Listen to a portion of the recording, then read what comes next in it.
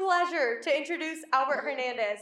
District Governor Albert Hernandez, a Las Vegas native and fifth of 11 siblings, discovered his passion for service at Camp RYLA in 2002, which inspired him to join the Rotary Club of Burbank Noon at age 19. Since then, he has served in numerous roles, including club president, and contributed to impactful projects like Rotary Reads, Shop with a Cop, his club's Centennial Center celebration, and the Rotary Clock Tower installation. Professionally, he is the CEO of Home Again Los Angeles, leading efforts to help unhoused families achieve stability. Albert lives in Santa Clara and enjoys volunteering, traveling, exploring new restaurants, and cheering on the Dodgers. As one of the youngest district governors, he aims to inspire emerging leaders, balance careers and young families to step up into Rotary leadership. Albert, come on up.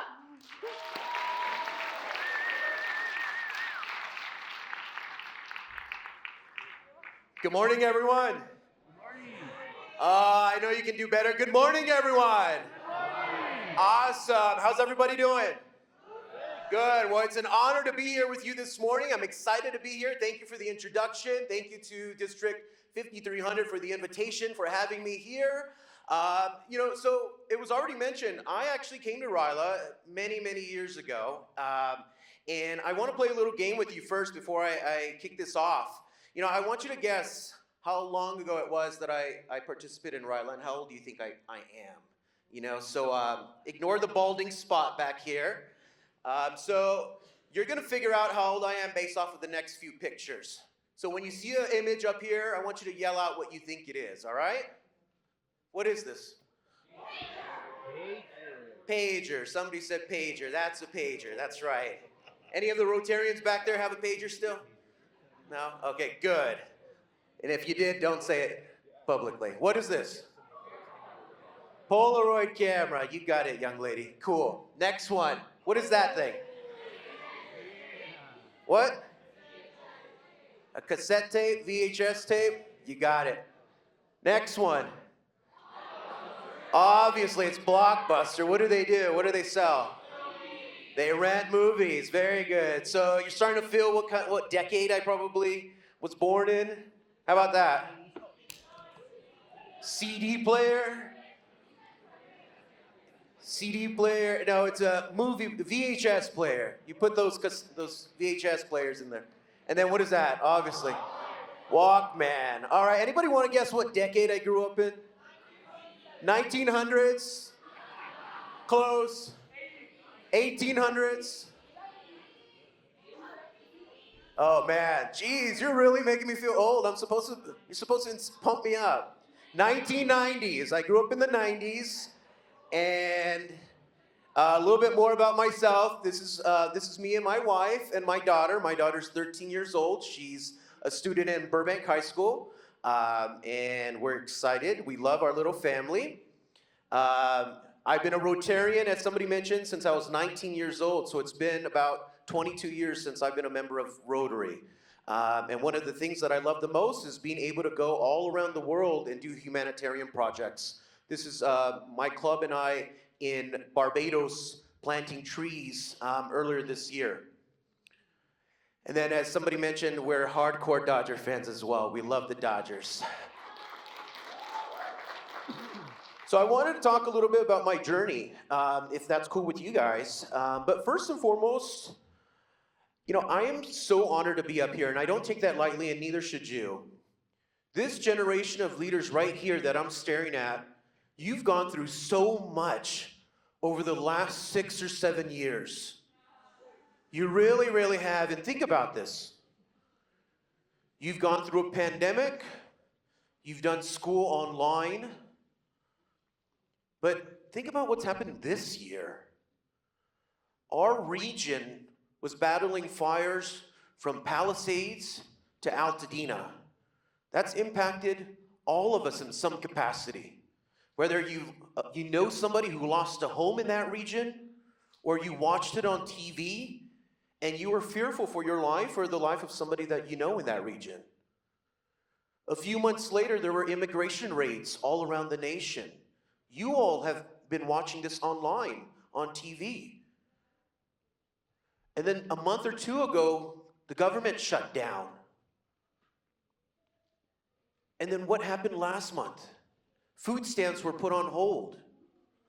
You all are going through so much, and I don't know if you realize it, but it's going to make you stronger. I know it. And I hope we learn from what we've gone through over the last 6 years and try to create a better world for the next generation of leaders. We're really leaning on you who've endured all of these challenges, and now it's your time to lift these children up, these children that are in kindergarten right now, elementary school. Empower them. Show them that you've gone through what you have over the last 6 years and lift them up. People are still scared each and every day, I gotta tell you. This young lady, she told you, I've been running a homeless shelter for the last 11 years in Los Angeles County. The faces that I see each and every day that come into our homeless shelter, it's really sad. People fleeing domestic violence, people coming to us never thinking that they'd have to ask for a hand up. People telling us that they've been living in their car for 2 or 3 months. People living in motels because they were evicted from their homes. These are really tough times. And I hope you take this weekend seriously, and the leadership skills that you're going to be provided, and those leadership skills that you've always had inside of you, and these Rotarians are just helping you find it, I hope you activate them when you go back to school or to your church or to your family. This is a big deal this weekend.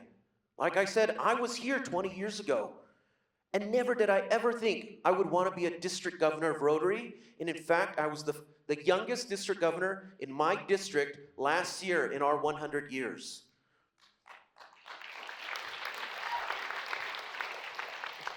So I wrote down a little speech here that I wanted to share with you all, so if you'd be patient with me.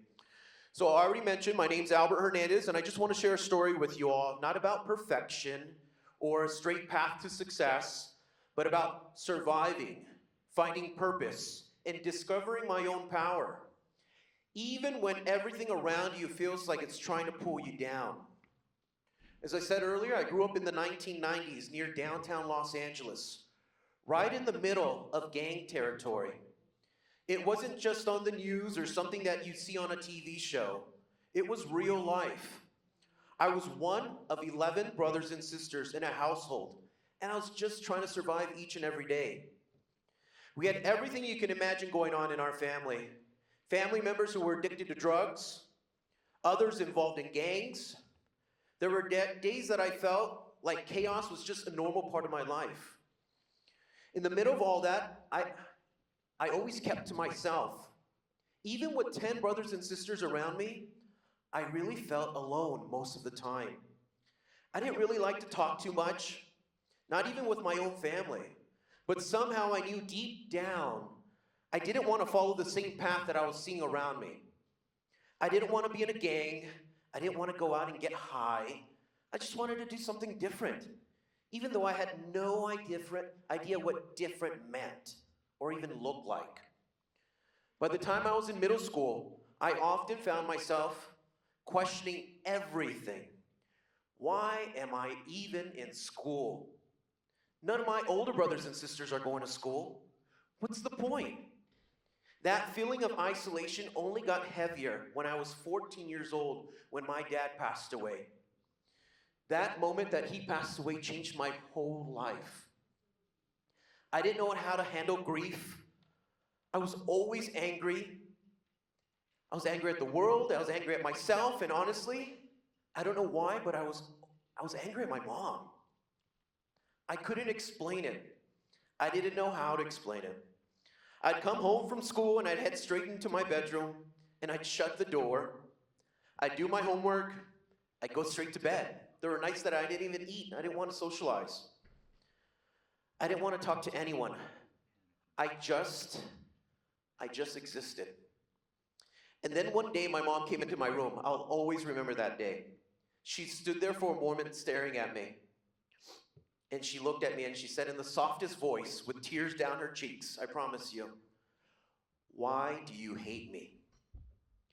And I'll never forget the look on her face.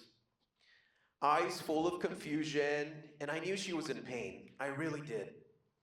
The truth is, I didn't hate my mom. I just didn't know how to speak up. I was only 14. I didn't know how to process the loss of my dad. I didn't know how to be vulnerable.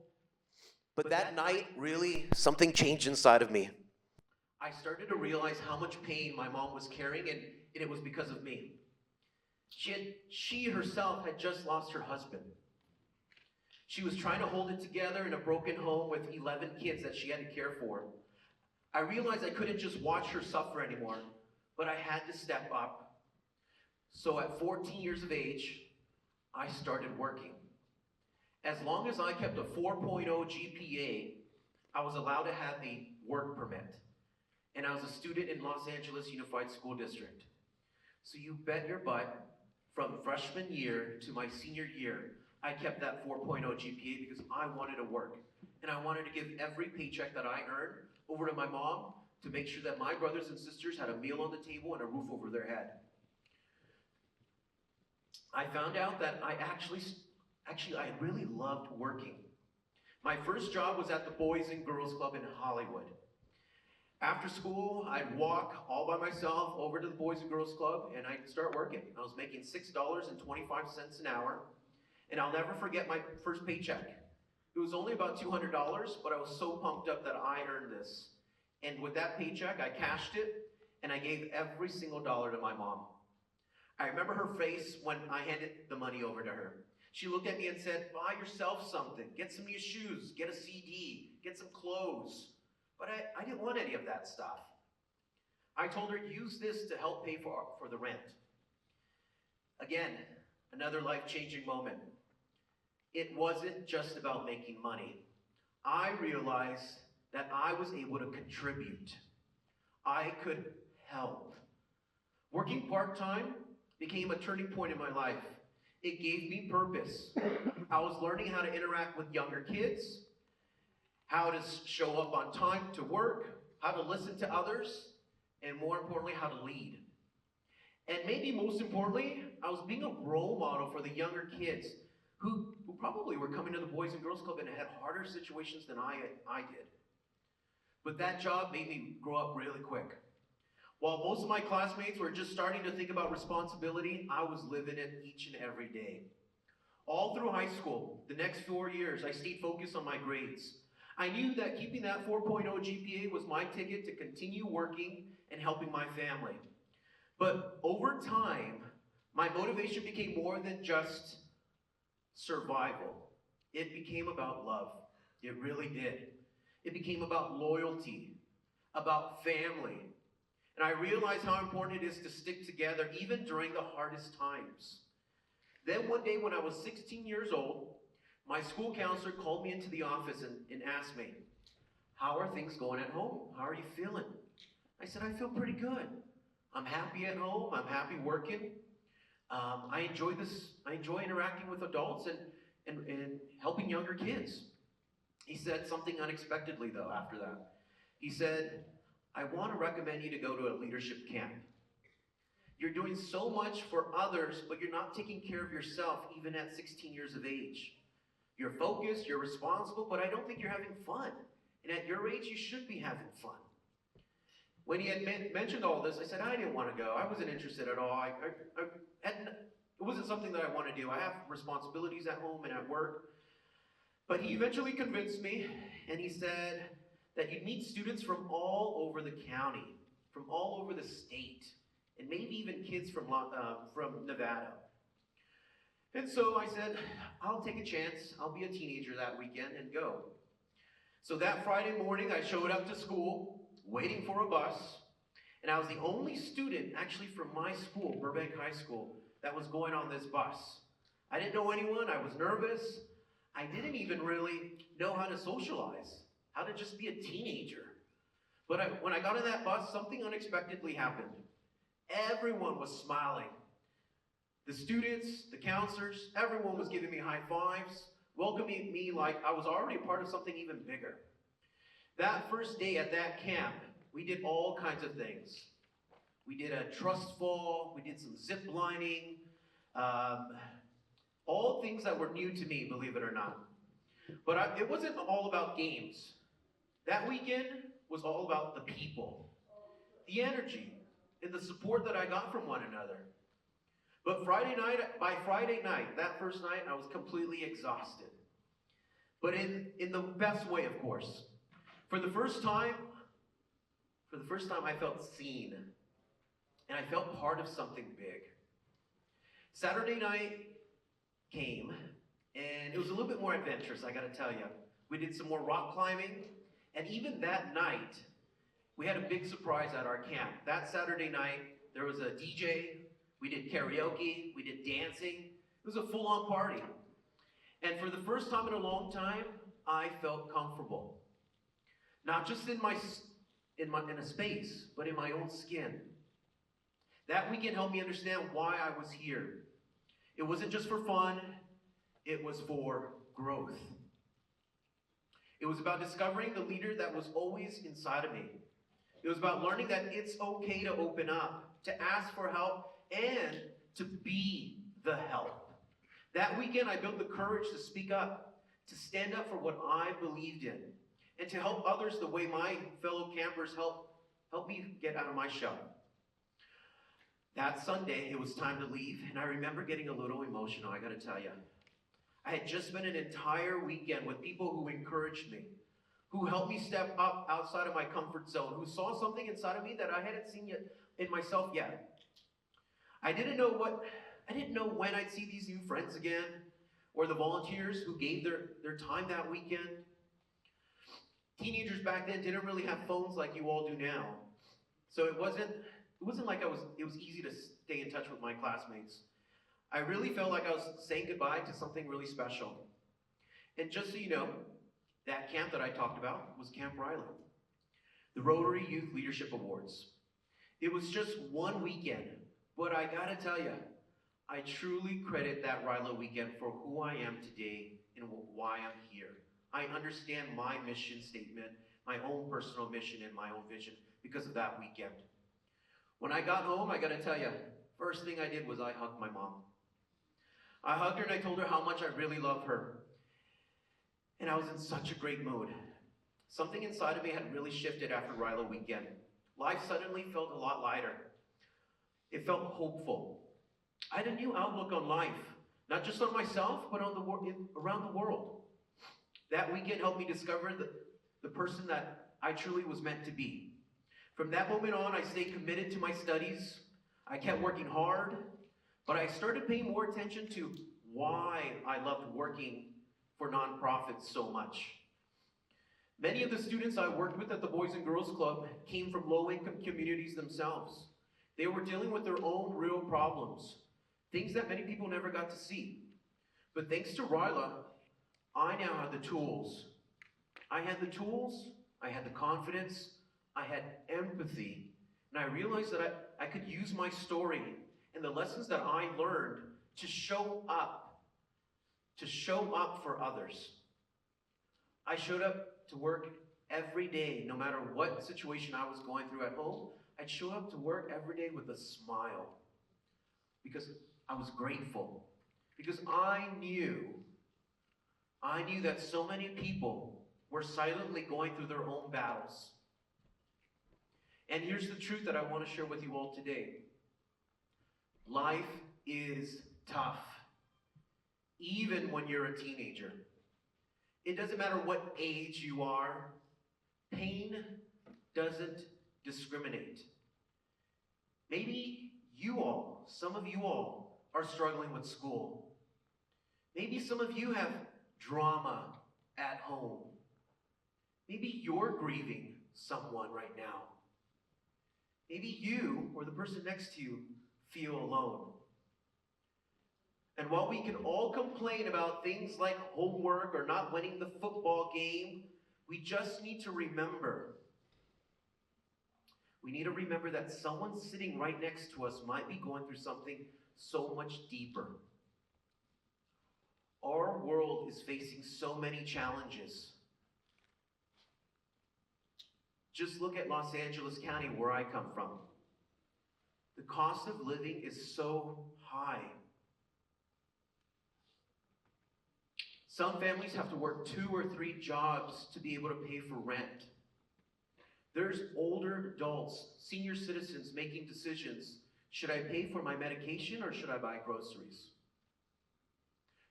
A 1-bedroom apartment in Los Angeles before the COVID-19 pandemic was about $1,800. Post-pandemic in Los Angeles County, a 1-bedroom is now $2,400. Imagine being a single mom or a single dad trying to make ends meet. This world, we are going through difficult times. It's all expensive. Food, gas, rent. Some of your classmates might be carrying the weight of losing a loved one, watching their parents go through a divorce, or maybe even experiencing housing insecurity themselves. That's why it's so important, everyone, especially here at RYLA, to look beyond your own circle. Take the time this weekend to really look at each other. Get to know someone new. Ask someone, how are you really doing? Invest in your peers this weekend. Because just like I was helped at RYLA, you have the power to help someone else feel seen and heard this weekend. And here's something that I thought I'd never say. Today, I am so blessed to be the CEO of a homeless service agency called Home Again Los Angeles. I never thought I'd ever be a CEO, let alone of a homeless shelter in Los Angeles County. But here I am. More than 10 years later, I've been running this organization, providing emergency shelter, and getting families into permanent housing. My staff, just in 2025 to date, have helped 231 homeless families move back into housing.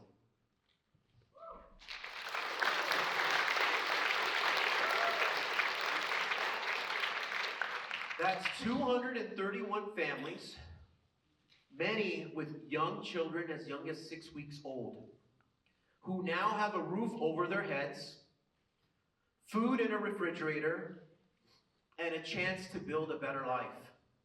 And I know without a doubt that this path of RYLA weekend is where it all started for me.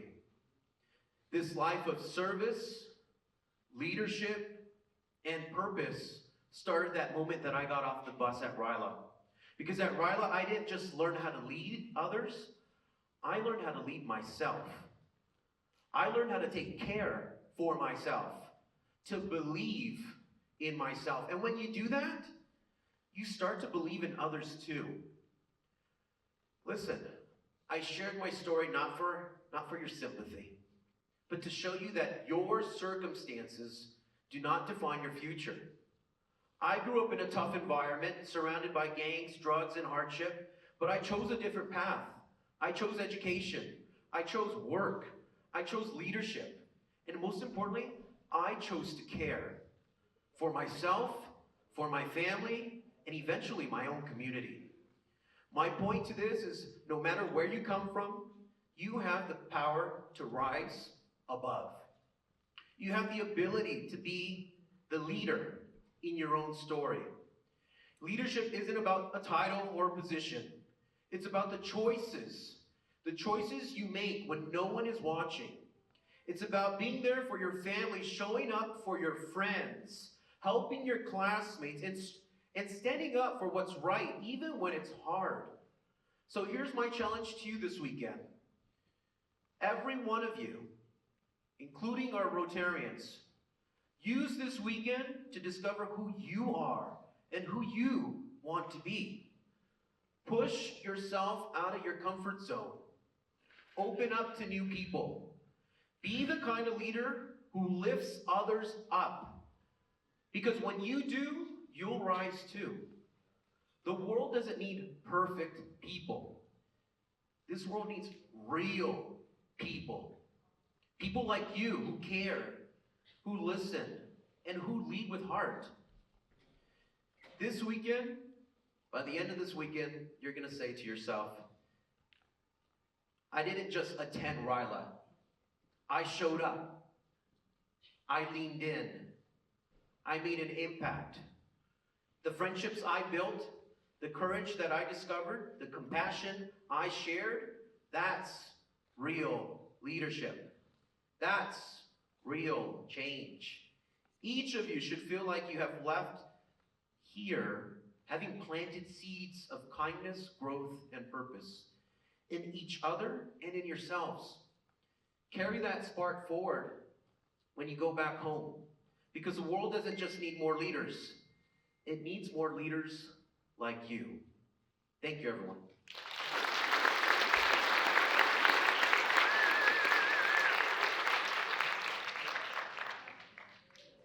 Anybody have any questions about my RYLA journey or about homelessness? Happy to answer anything that you all have. And if you don't feel comfortable right now, I'll stay for a few minutes after. All right, guys. Have a great weekend, everyone.